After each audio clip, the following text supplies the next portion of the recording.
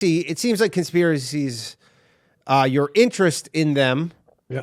has had certainly an impact on your life, it sounds like. Is that safe to say? Yes. So Yes, I guess indeed. just tell people a little bit about you and then we'll get into All it. right. So it has an impact on almost everyone's life. What I found is that the pushback, the response from most people is not normal. It's not rational. It's very vitriolic. I call it the death to truther algorithm, where you have normally well-adjusted, intelligent people that are empathic who, when you find out you believe NASA faked the moon landing, they just go Dr. Jekyll. And if it's your loved ones, it's not like you can just blow them off and keep rocking. You have to deal with the fallout from the chasm that immediately springs up between you and your spouse, you and your kids, you and your coworkers, lifelong friends. Eventually will tell you, listen, Danny, I'm happy for you, but if you don't stop talking about this thing, I just don't know. I don't know if we can go on. I mean, you Yeah. get ultimatums thrown up at you, and you're just like, it's not like you can like observe people's boundaries, that kind of thing. This is really different because it's so consuming, and they have no idea what you're going through and don't want to know. So it's really creates a lot of relational issues for Yeah. sure. What do you mean by going through? Like, you mean just in relation to like looking into these things, or are you talking for more personal? Well, yeah, no, when you find out that most of what you've been told all your life is a lie, that it turns your life upside down. Sure.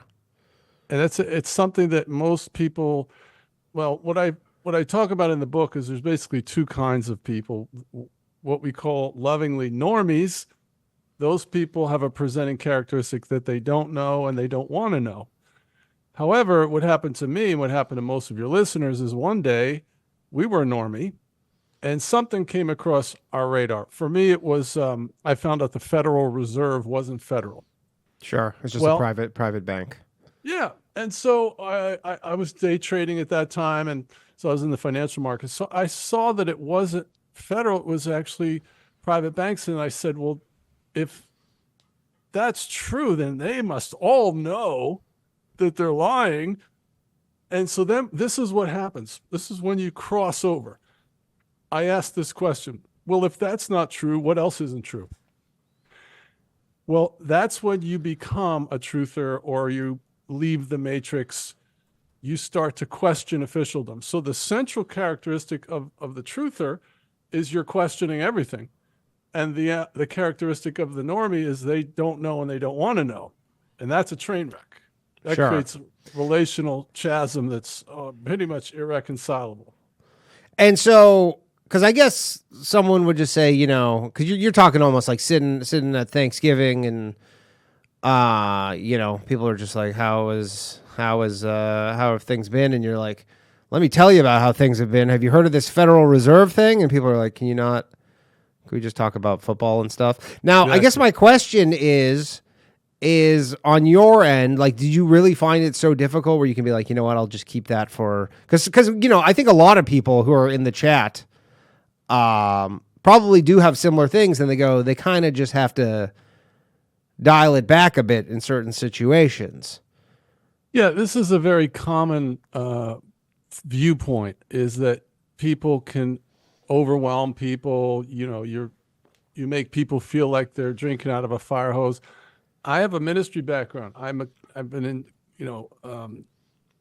ministry 10 years, full-time, part-time 20 years. So I understand diplomacy and tact and timing and not overwhelming people. But the problem with this is that this is a revolutionizing of your entire worldview. You basically find out things that are on such a large scale, flat earth, NASA's lying, 9/11 is fake, chemtrails. These are things that really become a priority because what you find out is that the power structure basically wants you dead.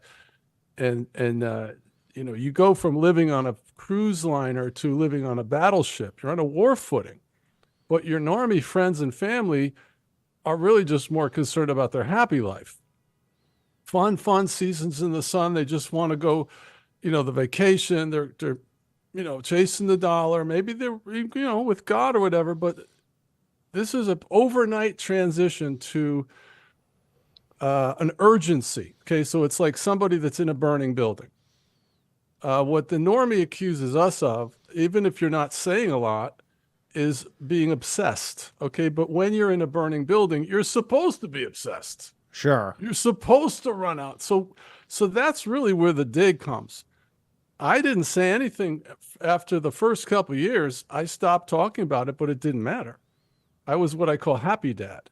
So I would just talk about hair, nails, play dates, landscaping, bowling, whatever they talked about, I was just nodding and bombing, but it didn't matter because I was already a pariah. The die had been cast, if you will. Yeah. And that's, and And see, there, the- yeah, that's go ahead. what Go happened. ahead. A lot of people that I've interacted with over the 7 years, I personally have interacted with probably 200 people that have been divorced because they found out any number of these things.